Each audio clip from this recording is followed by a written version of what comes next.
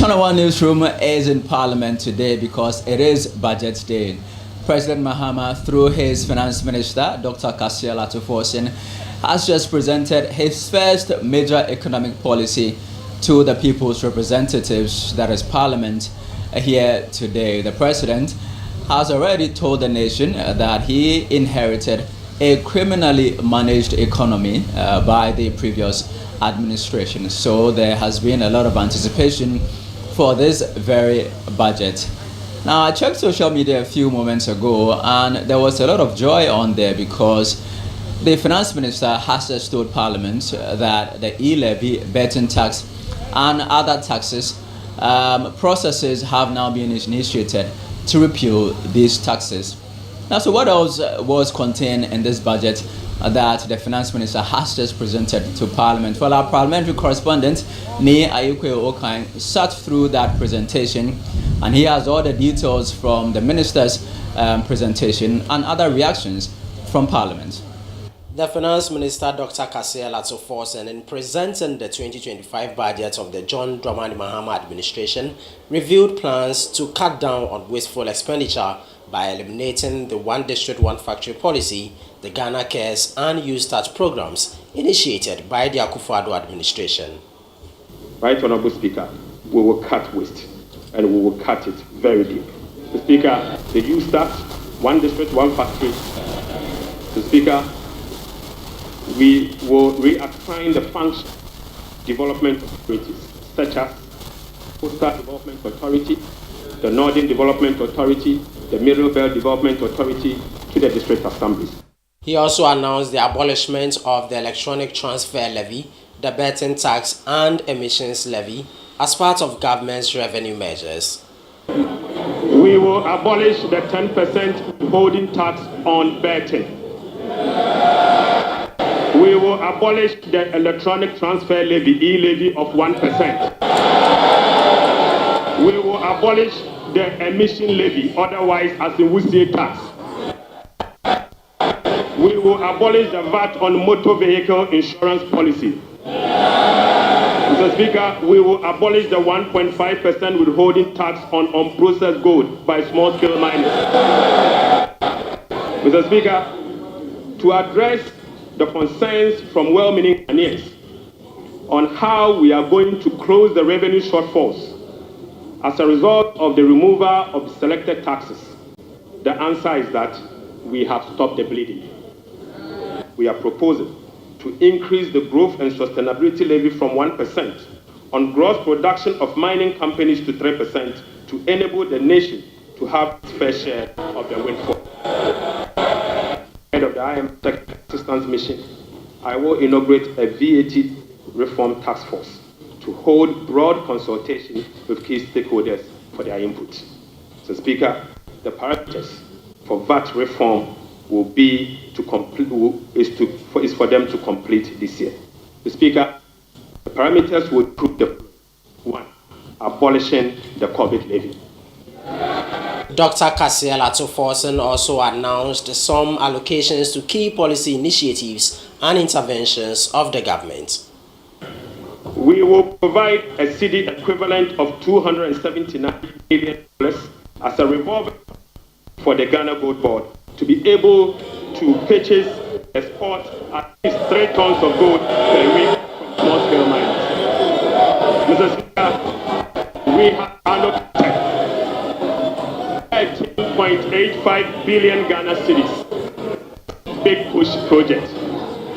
Mr. Speaker, we have allocated 13.85 billion Ghana cedis for the big push program. Mr. Speaker, an amount of 499.8 million Ghana cedis has been allocated for the non-academic fee policy for all first-year students in public sector under the no-fee stress initiative. Mr. Speaker, we have allocated an amount of 292.4 million Ghana cedis to commence the distribution of free sanitary pads to female students in primary and secondary schools. Mr. Speaker, we have allocated again an amount of 242.5 million Ghana cedis to support the victim of Akosombo Dam spillage. Right, Honorable Speaker, we have also allocated an amount of 200 million Ghana cedis to support the victim of tidal wave disaster that recently displaced residents in certain parts of Cape South constituency. This year, the budget for free senior secondary school education program is 3.5 billion Ghana cedis. By uncapping the GET fund, we will be making available an additional 4.1 billion cedis specifically for financing free secondary education programs and other related expenditures. The Finance Minister also estimated the government's total appropriation for the year 2025 at 290 billion Ghana cedis. So, Speaker, total expenditure on commitment basis for 2025 has been programmed at 269.1 billion, representing 20.7% of GDP, down from 279.2 billion, which is 26% of GDP in the year 2024.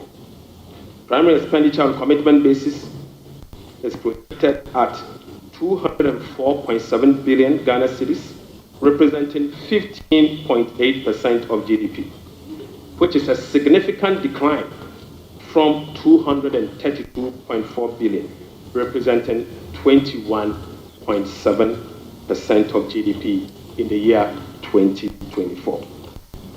Speaker, based on the resource allocation from 2025 fiscal year, the total appropriations the year ending 31st December 2025 is 90,971,212,435 billion Ghana cedis.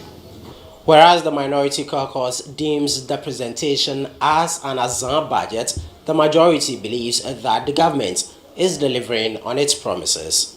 Mr. Speaker, it is clear that all the jobs they promised the youth of this country was merely an Azan promise. Mr. Speaker, there is no inspiration from this budget.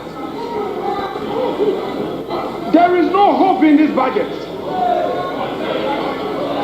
The repetition of the social intervention programs. This clearly is a budget of a government and a party that keeps its promises. Almost every promise that was made by John Dramani Mahama is being fulfilled in less than 120 days. This budget is a budget for Makola women. This budget is a budget for assemblymen. This budget is a budget for girls. Well, the government is optimistic that the 2025 budget would be a foundation for a resilient and equitable society. For ChannelOne News from Parliament, Ni Ayukwe Okan.